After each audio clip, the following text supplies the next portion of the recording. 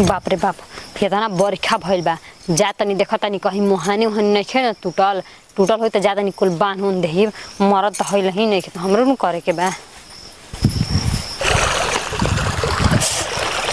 बाप रे बाप हैं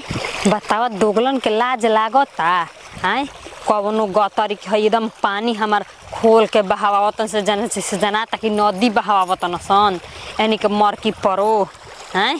बतावा तब मेहरारू चौआ अकेले कैसे बानी और हम कैसे बानी फरसो लेके ना आईनी ह आ बतावा जनाता कि मैं खेत के पानी गिर जाई बानी त बानी कैसे हम हैं फरसो लिए के भूला गोनी कि चलो फरसो लिया दे का हो भौजी का भइल बा हो पूरा गल है न। अरे का कहिए देवर बबुआ हम तो उपजिया गुल बनी दोगलन सन से हैं बताई त तनी लाज लागत दोगलन के हैं कि मेहरारू चौआ बानी काटत जतन से हम बान्हा तनी काटत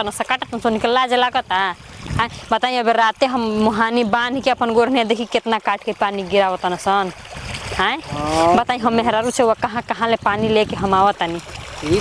बुझाता होनी के तंचियो न जायज न बात क्यों के खेत में लेके पानी काट के अब है में जाता है ये लोग कटले अबे मत से जाता हूँ नार में तनी देखी तनी ये लोग अरे ठीक बा कटले बड़ा ठीक बा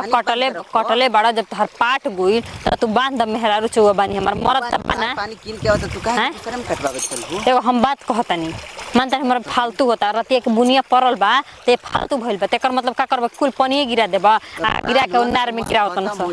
का करे हम फरसे नहीं खिलेला हमारे बनहाते नहीं खे तो जा फरसा लेके अब जा तनी घर ही जाए के पड़ी फरसा लेके आए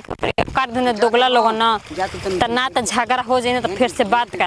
हेंट कहतनी कि जा तनी ना चार गो गरियनी होने के मुंह पर दोगलन के ना तो कह देम कि का कहत रही दोगलन सब काहे करतला जा बताओ मेहरारू चो उनके लाज लागत कि हम का करतनी पानी गिरावतनी हमर मर्द ने के कर मतलब ये होखेला कि तो कुछ कर बजा तो सुखा हैं जाके तनी बिना झगड़ा के मानिए ना जाते बनी अबे जातानी यानी कि ना नतीजा छोड़ दे ना जरी बना से कर मतलब का करे से कि पूरा पानी हमर गिरल से ना नतीजा करब हम लोग के।